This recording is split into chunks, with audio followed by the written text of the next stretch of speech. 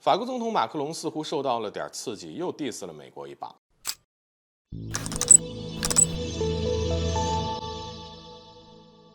大家好，欢迎来到赵太阳观察室。最近一段时间，马克龙在访华后发表的欧洲独立自主论点，在西方国家引发了高度的关注与热议。那么，根据路透社的报道，一名法国高级外交官员透露，马克龙并不打算收回推动欧洲减少对美国依赖的言论。你也可以搜索马克龙的关键词来获取更多的关联资讯。这名法国外交官还谈到了台湾问题，表示美国国会中有一些共和党高层正在试图操控台湾问题对中国施压，比如美国众议长麦卡锡同过境传媒的蔡英文会面。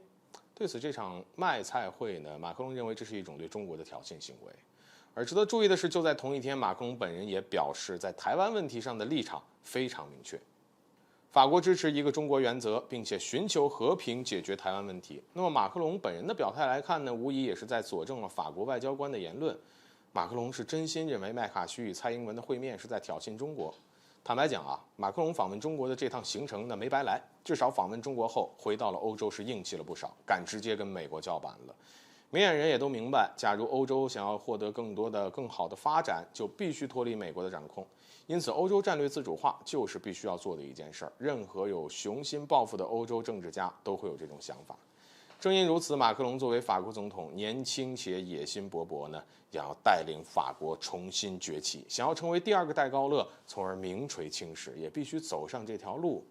那么当然，明眼人也都清楚，马克龙所提倡的欧洲独立自主对美国的伤害最大。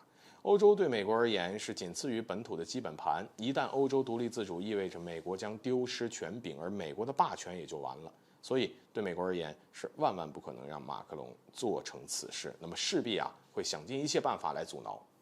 事实上呢，这种趋势已经开始出现。目前已经有欧洲政客站出来抨击马克龙了，认为他的言论就是不利于欧美联盟，削弱了欧洲。有一些激进的政客更是直接抨击马克龙丧失了欧洲领导人的身份。与此同时，美国那边也对马克龙发出威胁美国共和党议员卢比奥就说了，假如马克龙是代表欧洲说的这些言论，那美国就不客气了。当然，有反对，自然也有赞同。法国财长勒梅尔就力挺，认为马克龙的主张那是绝对正确的。而匈牙利总理欧尔班的心腹顾问也力挺马克龙，表示欧洲应该醒悟。而欧洲理事会主席米歇尔则说呢，欧洲确实对美国存在强烈依赖，但如果认为欧洲在所有问题上都要盲目跟随美国的立场，那就错了。作为欧洲的重要人物，米歇尔这番话看似没有直接支持，但态度已经很明显了，那就是支持马克龙的欧洲独立自主战略。欧盟必须减少对美国的依赖。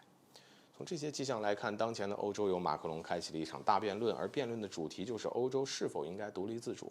对此，无论正反方都有着自己的观点和立场，最终他能得出什么样的结论，这目前就很难知晓。但总的来说，这是一件好事，毕竟欧洲未来该怎么走，只有越变才会越清醒。